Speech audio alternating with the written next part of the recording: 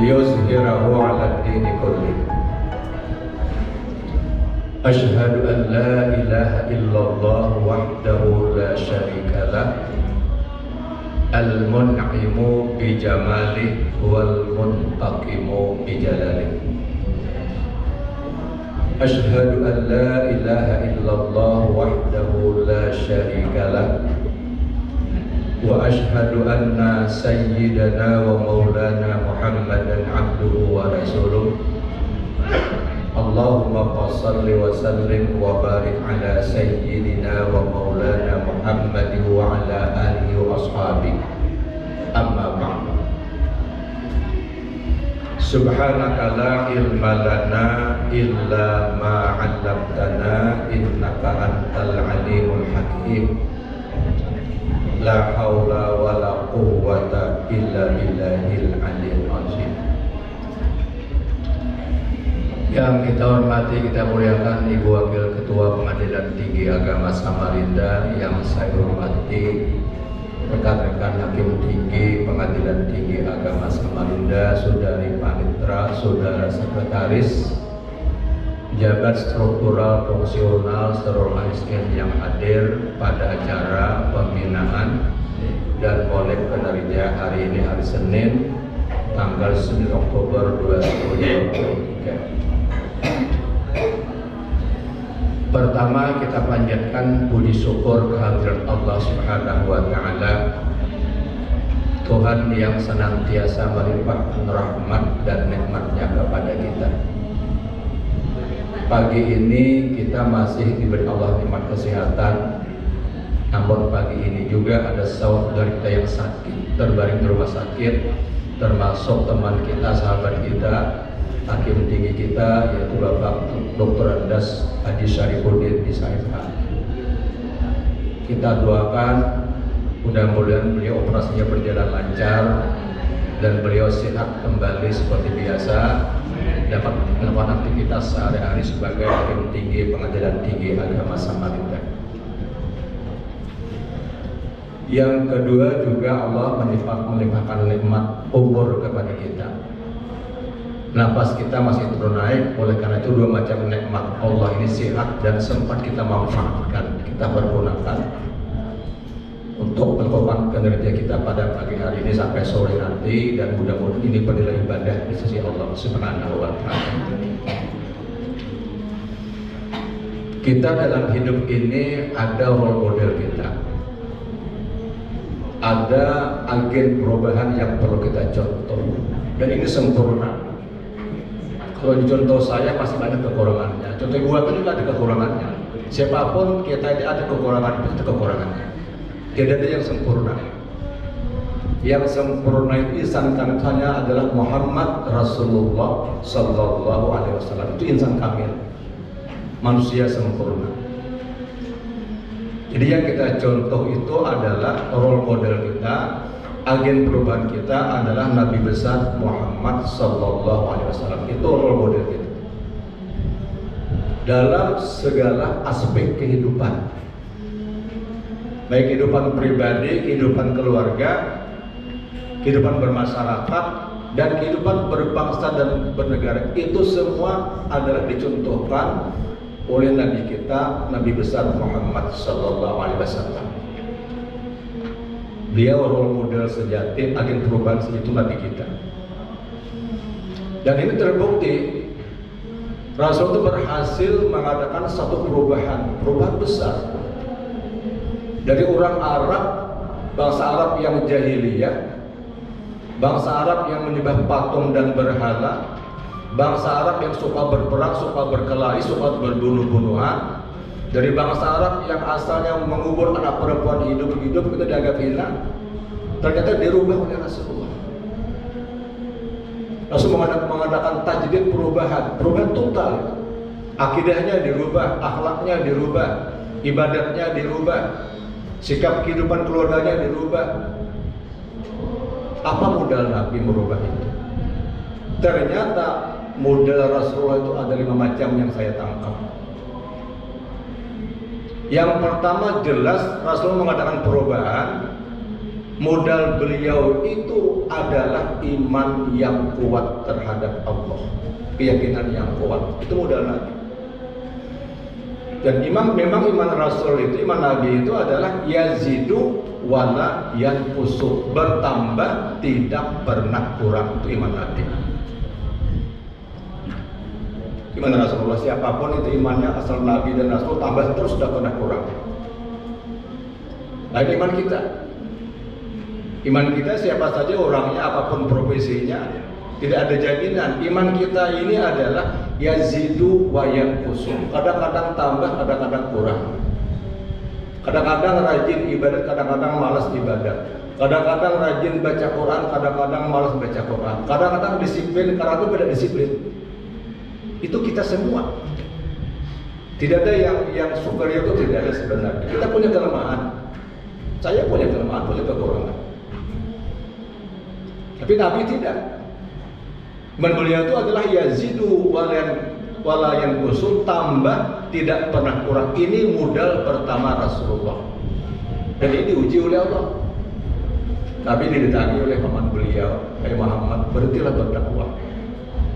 Saya ada pesan dari pemuka-pemuka Quraisy, "Hai Muhammad, berhentilah," kata paman Nabi, "berhenti berdakwah." Apa jawab Rasulullah? "Wallahi ya Amir, demi Allah hai Muhammad, sekiranya mereka mampu meletakkan matahari di tangan kananku, bulan di tangan kiriku, agar aku meninggalkan dakwah Islam ini, aku tidak akan meninggalkannya hai paman." Ini kuatnya keyakinan Rasulullah, ini kuatnya keimanan Rasulullah. Tetap saya berdakwah, ya, sehingga saya terbunuh karenanya, saya siap. Nah, ini istiqamah Nabi. Dan ini memang ajaran Rasulullah. Qul amantu billah tsumma istaqim. Katakan Allah itu Tuhan kita dan tetap pendirian kita di dalam hati. Itu yang penting, itu keyakinan kita kepada Allah. Dan ini modal Rasulullah, ya, modal Nabi. Kemudian yang kedua, modal Rasulullah itu adalah beliau itu punya sifat. 4 macam sifat yang wajib dimiliki oleh para rasul. Yang pertama, sifat siddiq. Dan ini punya korelasi dengan integritas.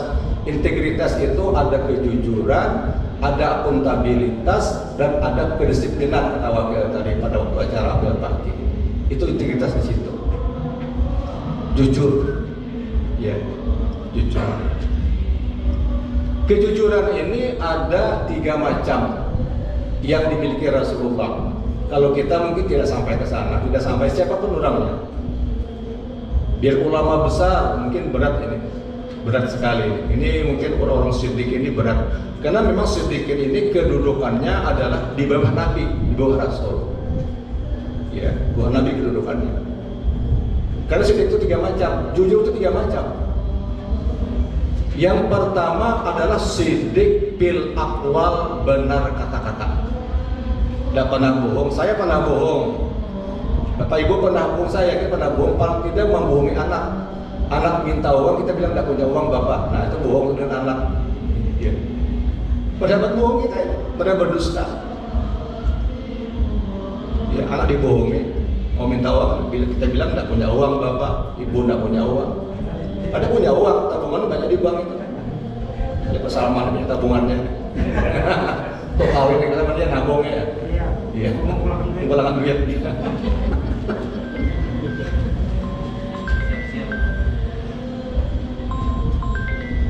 Itu yang pertama, siddiq. Yang kedua adalah siddiq fil af'al, benar perbuatan. Kita pasti pernah melakukan perbuatan salah. Saya ngakui ini, pernah salah kita. Pernah tidak benar hidup ini. Nabi tidak pernah salah. Yang ketiga, siddiq yang ketiga, benar yang ketiga adalah siddiq bil ahwal, benar dalam hati.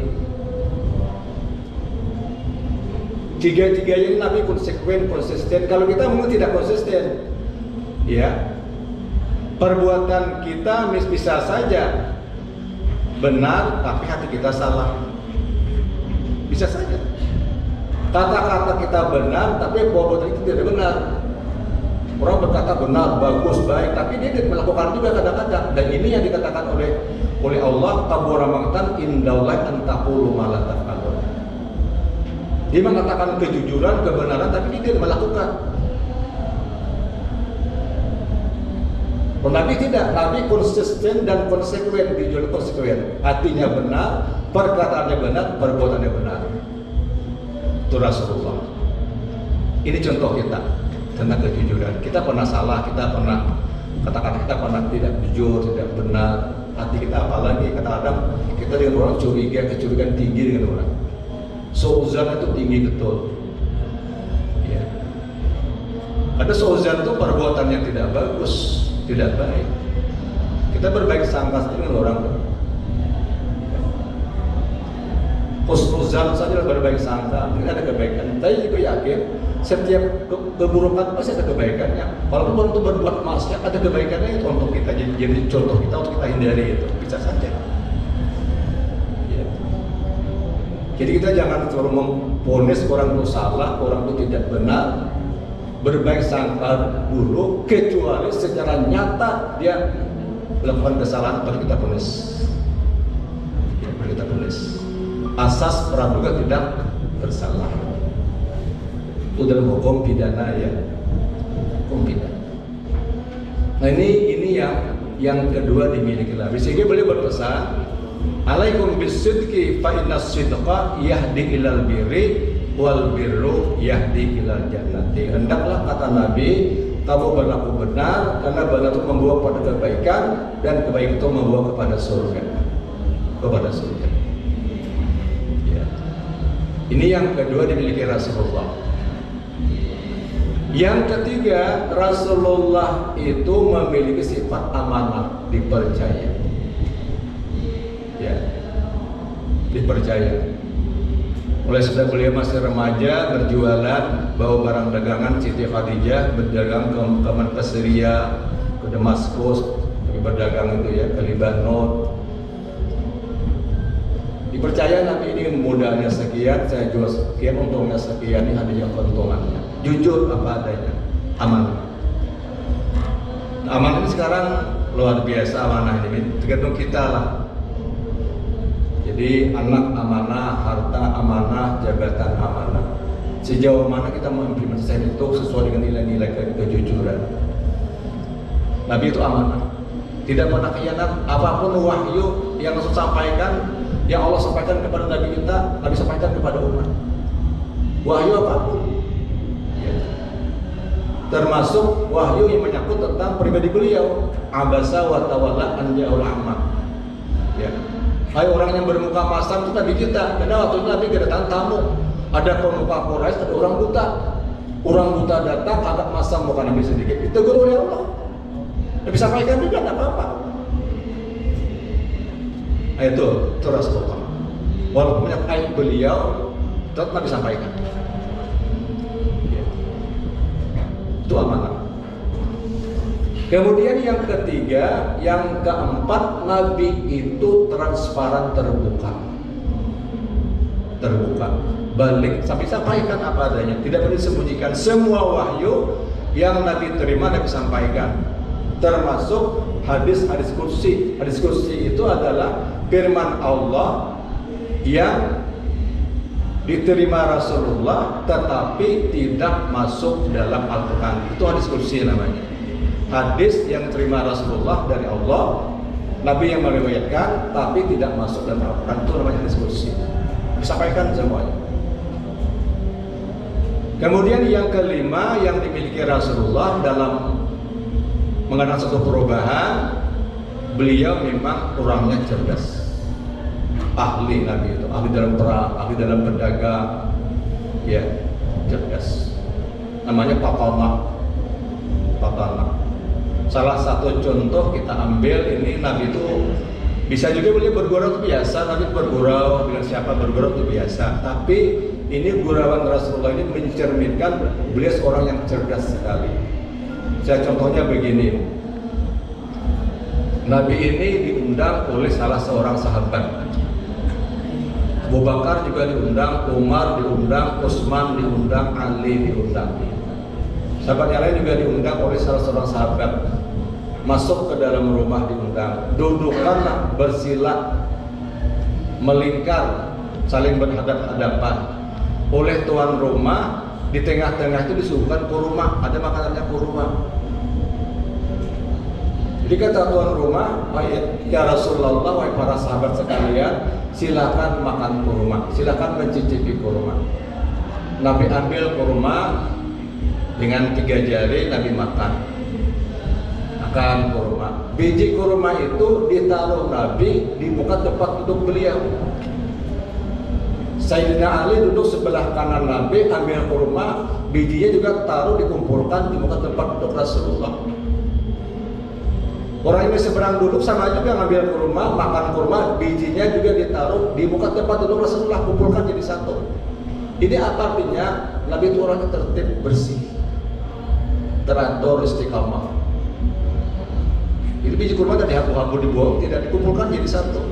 Sahabat Nabi sebelah kanan dia juga makan kurma, sebelah kiri juga sama makan kurma, bijinya ditumpuk di muka tempat Rasulullah.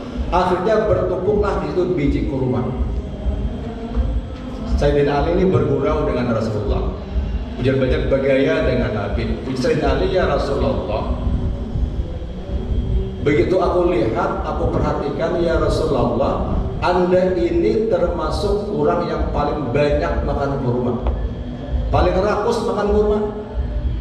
Kata Rasulullah, hai Ali, apa buktinya saya rakus? Kata Ali, itu di depan Anda bertumpuk biji kurma, itu membuktikan Anda paling rakus makan kurma. Sahabat ketawa semua. Rasul sudah tersenyum, Rasul tidak marah, tersenyum lagi. Tapi dengan kecerdasan beliau, spontanitas tadi menjawab juga. Wahai para sahabatku, kata Rasulullah, aku ini dituduh oleh Sayyidina Ali rakus makan kurma, banyak makan kurma. Buktinya memang ada di tempat muka duduk ini, biji kurma bertumpuk di sini. Tapi begitu aku lihat, aku perhatikan, kata Rasulullah, Sayyidina Ali makan kurma jauh lebih rakus daripada aku, sebab Ali makan kurma dengan biji-bijinya, kata Nabi. Itu Rasulullah. Itu bergurau Rasulullah. Tidak haram, tidak, tapi cerdas. Jadi bagaimana kita mengimplementasikan kerja kita dengan cerdas, menyampaikan komitmen kita tuh dengan cerdas, ya, dengan cerdas, bilikmah wal mau'izatil hasanah. Kita ini punya tanggung jawab untuk menyampaikan itu, punya tanggung jawab. Saya, wakil, sama siapapun, tanggung jawab. Tapi dengan cara bil hikmati wal mau'izatil hasanah, dengan bijaksana. Dengan cara yang terbaik, bagaimana supaya orang tidak tersinggung, tidak merasa digurui dan sebagainya. Itu adalah prinsip yang disampaikan Rasulullah dalam mendakwakan Islam. Itu modal Nabi. Yang keenam, tambah satu lagi, kata 6. Modal Rasulullah sebagai agen perubahan, sebagai role model yang berhasil merubah dunia dari alam kegelapan ke alam terang benderang dalam tenggang waktu 22 tahun 2 bulan 22 hari. Ternyata yang keenam ini Rasul memiliki akhlakul karimah. Saya ambil contoh, Nabi tinggal di Mekah, di Madinah, tinggal di Madinah. Begitu Rasul berangkat dari rumah lewat gang, jalan Nabi lewat gang kecil, lorong kecil. Di situ ada seorang perempuan Yahudi tinggal. Perempuan Yahudi ini sangat membenci Nabi. Begitu Nabi lewat di muka rumahnya, diludahinya Nabi dari atas jendela. Bayangkan Nabi itu diludahi oleh perempuan Yahudi, Nabi tidak marah.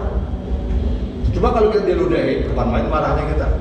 Kalau Yahudi meludahi itu, Nabi lewat diludahi, kena baju Nabi, kena kepala Nabi oleh perempuan Yahudi itu. Hari berikutnya begitu lagi. Setiap hari lah begitu. Tapi hari yang berikutnya, begitu Nabi lewat, perempuan Yahudi itu tidak lagi meludahi Nabi. Kenapa Nabi ini bisa diludahi di sini? Hari kedua juga tidak meludahi lagi. Ada apa kata Nabi di perempuan Yahudi ini? Bisa saya diludahinya di sini? Nabi tanya tetangganya, mana katanya perempuan Yahudi yang sering meludahi saya itu? Kata tetangganya, "Hai Muhammad, dia sakit." Sudah berapa hari dia sakit? Kata Nabi, sudah 2 hari dia sakit. Pantas kata Nabi, selama 2 hari saya tidak digendong di perempuan Yahudi itu, sakit tidak diludahinya. Nabi tanyakan kepada tetangganya makanan kesenangan perempuan Yahudi itu.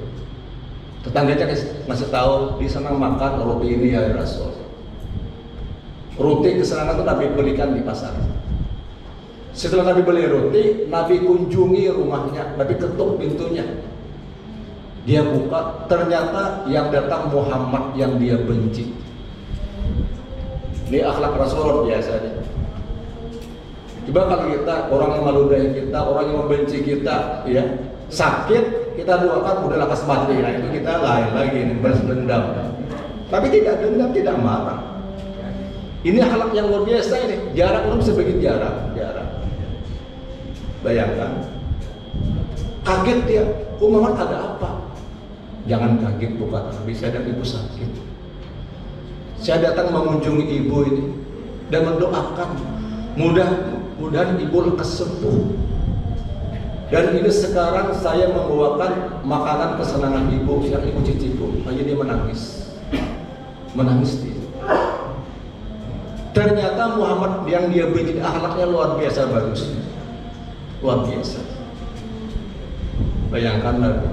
Ini akhlak yang agung sekali sehingga akhlak Rasulullah itu dipuji oleh Allah. Wa innaka la'ala khuluqin azim. Hai Muhammad, engkau ini memiliki akhlak yang agung luar biasa kata Allah. Allah muji sendiri Nabi kita. Orang yang benci beliau, meludahi beliau, sakit dikunjungi, bawakan makan kesenangannya luar biasa. Inilah Islam itu berkembang. Islam berkembang bukan dengan kekerasan. Islam itu berkembang dengan kedamaian, tapi kita ada peperangan Islam diserang saja. Perang Badar Islam diserang, perang Tabuk Islam diserang. Ya. Jadi untuk mempertahankan diri berperang. Nah ini contoh-contoh tajdid pembaharuan yang dilakukan oleh Rasulullah. Ternyata memang beliau itu adalah agen perubahan dan role model sejati. Selama ya dunia terbentang ini tidak ada makhluk yang lebih sempurna daripada Nabi kita Muhammad SAW yang perlu kita contoh, yang perlu kita keteladani. Mungkin inilah sekadar informasi dari saya menggantikan teman saya yang sedang sakit, yaitu Dr. Adas Saifuddin. Mudah-mudahan beliau siap kembali dan dapat bertemu dengan kita kembali. Saya kira demikian saja informasi yang sampaikan tentang pembinaan kita pada pagi hari ini. Sekarang